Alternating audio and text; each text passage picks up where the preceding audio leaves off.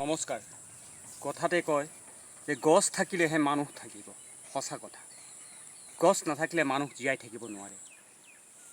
এজোপা গছ কাটিছে, এটা মানুহ ধ্বংস কৰা হৈছে। গছ নাকাটিব, গছ লগাওক, এজোপা গছ লগাওক, 100টা প্ৰাণ দিয়া হ'ব। কথাতে কয় যে গছ থাকিলেহে মানুহ থাকিব। আপোনাৰ ঘৰৰ গোটেই চৌহদত বিভিন্ন ধৰণৰ গছ পুলি লগাওক। গছ পুলি লগালেই নহ'ব, তাক যত্ন কৰক। তাত এমুক পানী ঢালি দিয়ক, ৰাতিপুৱা এমুক, আবেলি দিয়ক। আৰু সেই গছজোপা এদিন ডাঙৰ হ'ব। ডাঙৰ হৈ কি ক'ব? আপোনাক ছাঁ দিব, শীতল ছাঁ দিব। গছ থাকিলে মানুহ থাকিব, গছ নাকাটিব। বনাঞ্চল ধ্বংস হৈ গ'ল, নতুনকৈ বনাঞ্চলৰ সৃষ্টি কৰক। আপোনাৰ ঘৰৰ বাউণ্ডাৰীত চাৰিওফালে গছ ৰুৱক, পানী ঢালক। মানুহক জীয়াই থকাৰ কি কৰে? জীয়াই থকাৰ অনুভূতি দিয়ে, জীয়াই থকাৰ প্ৰেৰণা দিয়ে গছ। সঁচাই বৃক্ষৰোপণ এটা বহুত ডাঙৰ বস্তু। গছ কাটিব নাপায়, গছ নাকাটিব। গছ এজোপা কাটিব পাৰি, কিন্তু তাক সংৰক্ষণ কৰা নাইবা গছ পুলি এটা ৰোৱাটো বহুত ডাঙৰ কথা।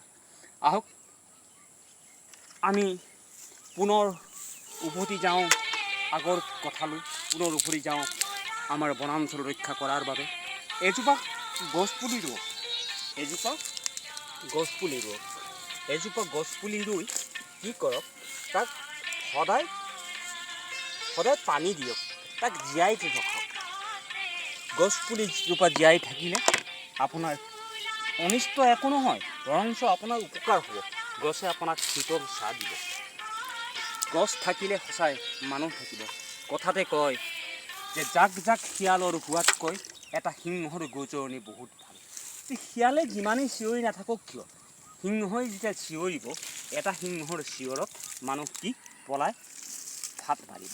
সেইবাবে আপোনাৰ ঘৰৰ চৌহদত নহয়, ৰাস্তাৰ দাঁতি কাষত আপুনি এজোপা গছ ৰুৱক, তাক সদায় পানী দিয়ক।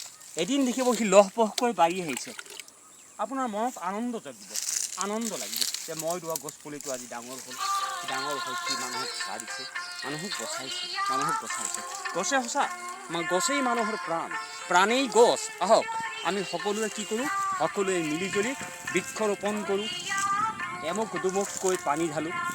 এনেকৈ আপোনাৰ ঘৰৰ চাৰিওফালে, ঘৰৰ চৌহদ, ৰাস্তাৰ কাষত, চাৰিওফালে য'তেই নহওক মানুহে আপোনাক হাঁহক, এই পাগল হৈছে বুলি ক'ব। যে গছ ৰাস্তাৰ কাষত গছ পুলি হৈছে, মানুহে যিয়েই নকওক, মানুহে কোৱাটো বাদ দিয়ক। আপুনি আপোনাৰ কাম কৰক, আপুনি সংৰক্ষণ কৰক, বনাঞ্চল সংৰক্ষণ কৰক, গছ লতা সংৰক্ষণ কৰক। তেহে থাকিব নাম, উজ্বলি থাকিব অসম দেশ, অসম।